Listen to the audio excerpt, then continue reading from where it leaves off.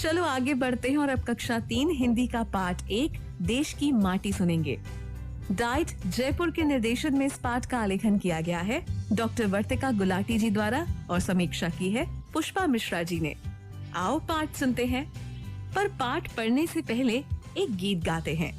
देश मेरा रंगरेज ये बाबू, घाट घाट यहाँ घटता जादू।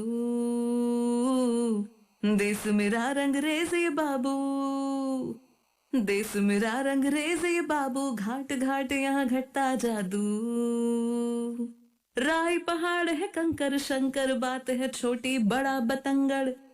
राई पहाड़ है कंकर शंकर, बात है छोटी बड़ा बतंगड़।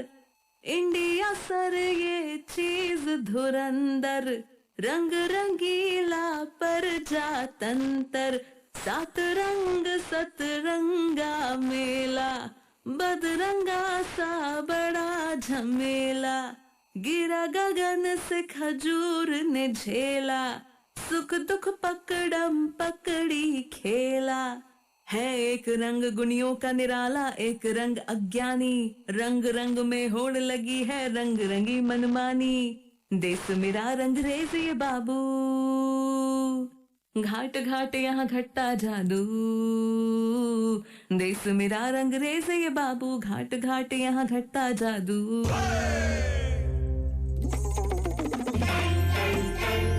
प्यारे बच्चों नमस्कार।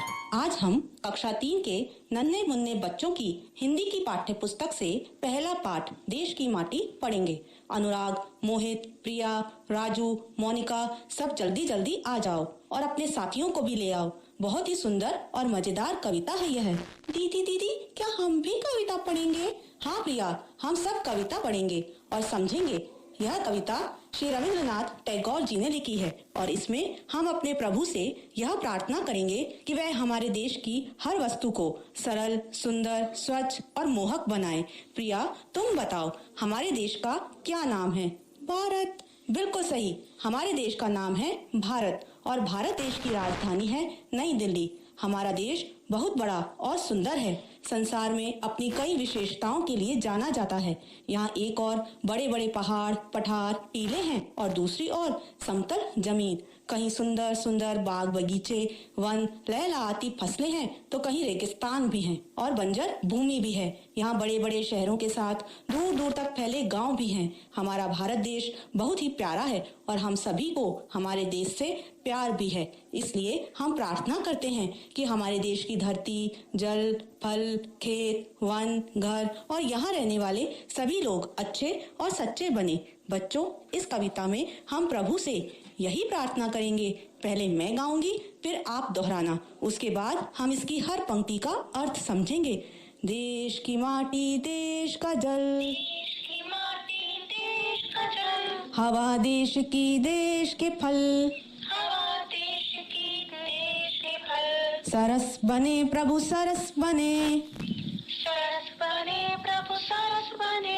देश के घर और देश के घाट, देश के घर और देश के घाट। देश के वन और देश के बाट, देश के वन और देश के बाट। सरल बने प्रभु सरल बने, सरल बने प्रभु सरल बने। देश के तन और देश के मन, देश के तन और देश के मन। देश के घर के भाई बहन, देश के घर के भाई बहन। विमल बने प्रभु विमल बने, विमल बने प्रभु विमल बने। देश की माटी देश का जल, देश की माटी देश का जल। हवा देश की देश के फल, हवा देश की देश के फल। सरस बने प्रभु सरस बने।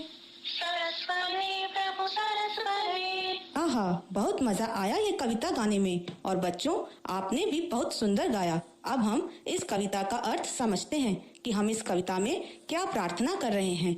बच्चों, देश की माटी देश का जल, हवा देश की देश के फल, सरस बने प्रभु सरस बने। इन पंक्तियों में हम प्रभु से कहते हैं कि हमारे देश की धरती, जल, हवा और फल यानी खाना कि सभी वस्तुएं सरस बने। दीदी, सरस का अर्थ क्या होता है? बिल्कुल सही प्रश्न राजू। सरस का अर्थ होता है रस से भरा, स्वादिष्ट, रसीला, मोहक। सभी इसे अपनी कॉपी में लिख लो। सरस का अर्थ है रसीला या मोहक। बच्चों, कविता की इन पंक्तियों में यही कहा गया है कि यह हमारे देश की धरती जिस पर हम सब रहते हैं, यह मिट्टी जिसमें तरह तरह की फसलें, पेड़ पौधे उगाते हैं और खाने की वस्तुएं प्राप्त करते हैं या फिर कई प्रकार के खनिज प्राप्त करते हैं, हमारे देश का जल जो हमें नदियों, तालाबों, कुओं इत्यादि से प्राप्त होता है, जिसे हम पीने, नहाने, कपड़े धोने, खाना बनाने और भी बहुत से कामों में लेते हैं, हमारे देश की हवा जिसमें हम सांस लेते हैं और यह हमारे देश में उगने वाले फल, फूल आदि स्वादिष्ट और पौष्टिक हों, यह सभी स्वच्छ हों, हमारे देश में सब तरफ साफ सफाई हो, कहीं कोई गंदगी ना हो, साफ मिट्टी हो जिसमें उगाई गई फसलें भी पौष्टिकता से भरपूर हों, जिन्हें खाकर हम ताकतवर बन जाएं और कभी बीमार ना पड़ें। बीमार हो जाने पर हमारे सारे काम रुक जाते हैं, खेलना, कूदना, पढ़ना, घूमना, सब कुछ। जैसे आजकल देश में एक बीमारी फैली है और इसी कारण हम सबके स्कूल बंद हैं। इस बीमारी से बचने का भी एक ही उपाय है, साफ सफाई। बार बार हाथ धोना, खाने की वस्तुओं को भी धोकर इस्तेमाल करना, साफ कपड़े पहनना, कहीं बाहर से वापस घर आने पर नहाना और अपने आसपास गंदगी ना होने देना, घर और घर के बाहर साफ सफाई रखना। अब यदि हम सभी ऐसा ही करेंगे तो हो जाएगी ना हमारे देश की धरती स्वच्छ। इसी प्रकार हमें जल की स्वच्छता, साफ सफाई का भी ध्यान रखना होगा। नदियों में और तालाबों में कूड़ा करकट नहीं फेंकना होगा। घरों में जमा किए गए पानी की सफाई का पूरा ध्यान रखना होगा। और हवा जिसमें हम सांस लेते हैं, इसको सरस बनाने के लिए हम क्या करें? मोनिका, तुम बताओ, हवा को किस प्रकार साफ रख सकते हैं? दीदी, धुएं से हवा गंदी हो जाती है तो धुआं नहीं करना चाहिए। हाँ, यह भी सही है। मैं और भी कुछ बताती हूँ। हवा को साफ रखने के लिए हमें पहले खूब सारे पेड़ पौधे उगाने चाहिए। पेड़ों को काटना नहीं चाहिए। आपको याद है, इस बार हम सभी ने और आपके बड़े भैया बहन ने सर और मैडम के साथ मिलकर खूब पौधे लगाए थे। दीदी दीदी, मैंने भी लगाया था। हाँ खुशी, हम सब ने लगाए थे। ऐसा करने से हमारे स्कूल बहुत सुंदर हो गए। अब तक कुछ पौधे बड़े भी हो गए और कुछ समय बाद यह पेड़ हमें ठंडी हवा और छाया भी देने लगेंगे। यही हवा, इसकी साफ सफाई रखने के लिए ही तो खूब पेड़ पौधे लगाने चाहिए। लकड़ियों को जलाना नहीं चाहिए जिससे धुआं ना हो। हमारे पिताजी, भैया, दीदी के स्कूटर या गाड़ी के धुएं से भी हवा अस्वच्छ हो जाती है। इसलिए स्कूटर, गाड़ी को भी ठीक रखना चाहिए। और सबसे महत्वपूर्ण बात, बीड़ी सिगरेट भी नहीं पीनी चाहिए। इनसे भी तो धुआं निकलता है और तबीयत खराब होती है, सो अलग। इस प्रकार साफ मिट्टी, साफ पानी और साफ हवा में उगाए गए फल भी तो साफ और पौष्टिक होंगे।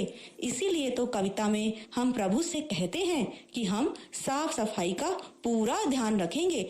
आप भी हमारे देश की माटी, जल, हवा और फल को सरस बनाएं। प्रिया, कविता की अगली पंक्तियां तुम गाओ। देश की कर और देश की घाट, देश की वन और देश की बाट, सरल बने प्रभु सरल बने। बहुत सुंदर। बच्चों, इन पंक्तियों में दो कठिन शब्द हैं, घाट और बाट। पहले इनके अर्थ अपनी कॉपी में लिख लो, फिर हम इन पंक्तियों का पूरा अर्थ समझेंगे। घाट, घाट का अर्थ होता है नदी या तालाब के किनारे का तट। तट के आसपास की सीढ़ी नुमा स्थान को भी घाट ही कहते हैं। दूसरा शब्द है बाट।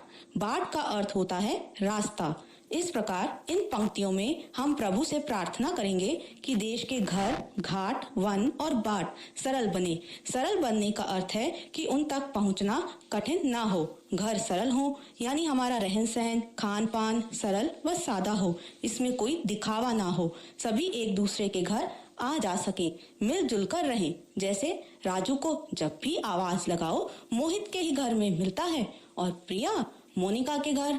हम सभी बिना किसी भेदभाव, छोटे बड़े के अंतर के प्यार से रहें। हमारे देश के घाट, घाट का अर्थ तो है तट के आसपास का स्थान। लेकिन बच्चों, यहाँ कविता में कवि यह कहना चाहते हैं कि प्रभु हमारे देश का हर स्थान, चाहे वह कितना ही दूर या कठिन क्यों ना हो जाए, हम वहाँ तक पहुँच सके। जैसे नदी के किनारों पर फिसलन होती है, सावधानी रखे बिना वहाँ पर चलते समय गिर सकते हैं। यहाँ चलना कठिन होता है, इसलिए इस कविता में घाट शब्द को लिया गया है और प्रार्थना की गई है कि हमें जहाँ भी मुश्किल या कठिनाई आए वह सब सरल हो जाए। देश के वन और देश के बाट अर्थात देश के रास्ते भी सरल हों। देश विकास के लिए जो भी नई योजनाएं बनाए और उन पर काम करे, वह सभी काम सरलता से होते जाएं, उनमें कोई मुश्किल ना आए। अब कविता की अगली पंक्तियां कौन गाएगा? दीदी मैं गाऊं? हाँ मोनिका तुम गाओ। देश के तन और देश के मन, देश के घर के भाई बहन, विमल बने प्रभु विमल बने। बहुत अच्छा गाया मोनिका। बच्चों, इन पंक्तियों में कठिन शब्द है विमल, तो याद है ना क्या करना है? अपनी कॉपी में लिखना है। विमल का अर्थ होता है निर्मल, स्वच्छ। हम प्रभु से प्रार्थना करते हैं कि हमारे देश के तन अर्थात सभी व्यक्ति, जीव जंतु और सभी के मन अर्थात उनकी भावनाएं, विचार स्वच्छ और निर्मल बने।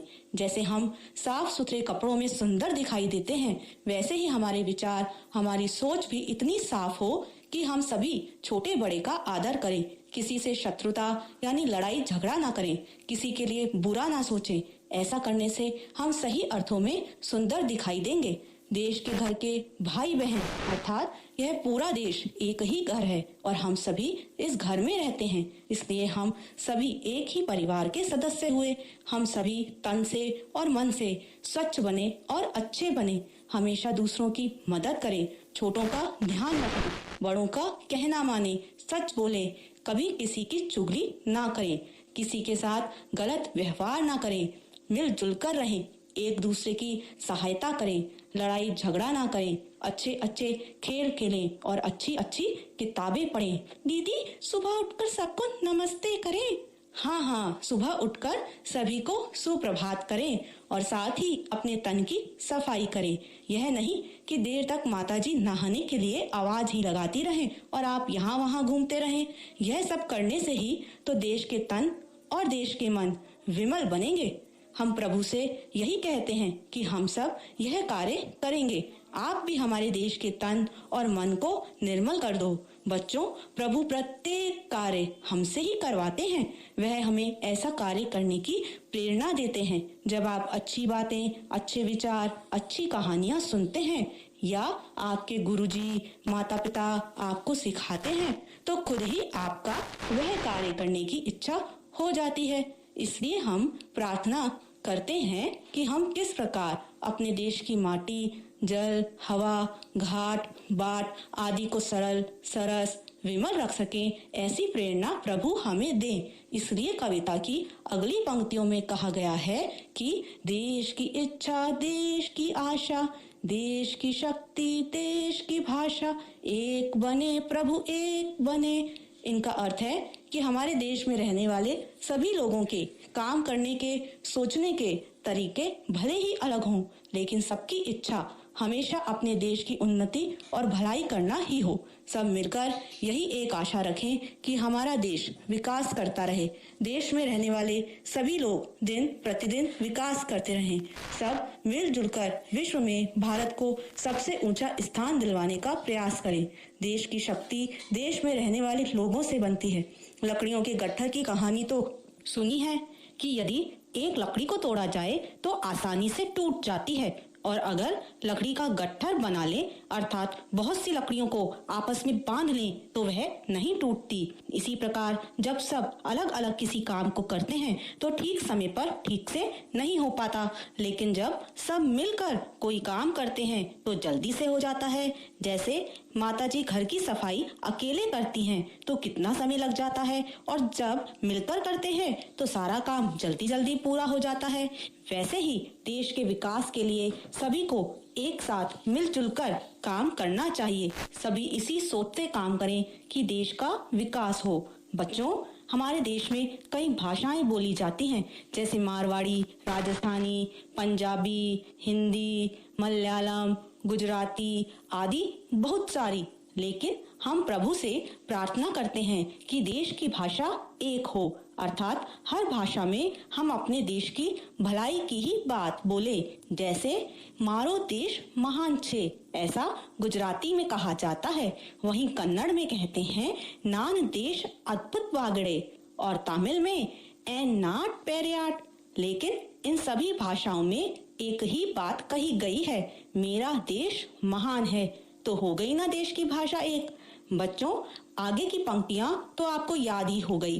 देश की माटी, देश का जल, हवा देश की, देश के फल, सरस बने प्रभु सरस बने। आज बहुत ही मजा आ रहा है पढ़ाने में, क्योंकि आप सभी जो इतना आनंद लेकर पढ़ रहे हो। अब कविता से संबंधित कठिन शब्दों और मुख्य बातों को दोहरा लेते हैं। कठिन शब्दों के अर्थ आपने अपनी कॉपी में लिख ही लिए होंगे। एक बार फिर से उन्हें पढ़ लेते हैं। सबसे पहले आपने लिखा था सरस। सरस का अर्थ है रसीला या मोहक। दूसरा शब्द लिखा है घाट, अर्थात तट के आसपास का सीढ़ीनुमा स्थान। और फिर आपने लिखा था बाट। बाट का अर्थ होता है रास्ता। बच्चों, हमने इस कविता को बहुत ही आनंद के साथ सुना और समझा है। आपने अपनी कॉपी में कठिन शब्द और उनके अर्थ भी लिखे हैं। इनके साथ मैं आपको कुछ और भी शब्द लिखवाती हूँ और उनके विपरीत शब्द भी लिखते हैं। दीदी, यह विपरीत शब्द क्या होते हैं? विपरीत शब्द वह शब्द हैं जिनके अर्थ एक दूसरे से विपरीत होते हैं, जिन्हें आप विलोम शब्द के नाम से ज्यादा जानते हो। जैसे दिन का विलोम होता है रात, दायां का विलोम होता है बायां। इस कविता में आए शब्दों के विलोम भी आप अवश्य सीख लो। जल्दी से अपनी कॉपी में लिखना शुरू करो। शब्द है आशा। आशा का विलोम होता है निराशा। सरस। सरस का विलोम है नीरस। इच्छा। इच्छा का विलोम अनिच्छा। देश। देश का विलोम होता है विदेश। अगला शब्द है शक्तिशाली। शक्तिशाली का विलोम होता है कमजोर। प्यारे बच्चों, आज हम बहुत आनंद के साथ अपनी कक्षा में एक दूसरे का सहयोग कर रहे हैं। यह कविता तो आपको याद हो गई। अब एक खेल खेलते हैं। सभी तैयार हैं ना खेलने के लिए? शुरू करते हैं। खेल इस प्रकार है कि हम इस कविता की तरह ही एक नई कविता बनाएंगे। कैसे? जैसे देश की नदियां, देश के घर, स्वच्छ बने प्रभु स्वच्छ बने, इसी प्रकार कुछ पंक्तियों का निर्माण करते हैं। एक शब्द मैं बताऊंगी, एक शब्द आप बताना, लेकिन शब्द के साथ देश का या देश के लगाना मत भूलना। शुरू करें। देश के पहाड़, देश के झरने, स्वच्छ बने प्रभु स्वच्छ बने, देश के गांव, देश के शहर, स्वच्छ बने प्रभु स्वच्छ बने। वाह बच्चों, इसी तरह आप अपनी इस कविता को आगे बढ़ाना। अब इस पाठ के प्रश्न उत्तर भी कर लेते हैं। मैं प्रश्न पूछती हूँ, आप उत्तर देना। मेरा पहला प्रश्न है, देश की माटी और देश के जल कैसे होने चाहिए? सरस। दूसरा प्रश्न है, विमल बनने के लिए किसको कहा गया है? देश के तन, देश के मन और देश के घर के भाई बहन को कहा गया है। अगला प्रश्न है, देश के वन और देश के बाढ़ कैसे बने? सरल। बच्चों, आज की इस मुलाकात में हमने रविंद्रनाथ टैगोर जी द्वारा लिखी गई यह कविता पढ़ी, समझी और साथ ही एक नई कविता भी बनाई। अवश्य ही आपको मजा आया होगा। चलते चलते एक बार फिर इसे गुनगुना लेते हैं। देश की माटी, देश का जल, हवा देश की, देश के फल, सरस बने प्रभु सरस बने। धन्यवाद। शिक्षिका ने हमें कितने अच्छे से कविता को पढ़कर बताया और उसका अर्थ भी समझाया। बच्चों, हमारे देश में कितनी नदियां हैं, सुंदर जंगल है और पहाड़ है, खनिज है, पर इन सब का ख्याल किसे रखना होगा? हाँ, हमें ही रखना होगा। रविंद्रनाथ टैगोर की कविता को हमने पढ़ा और समझा भी। पाठ में कठिन शब्दों के अर्थ भी समझे।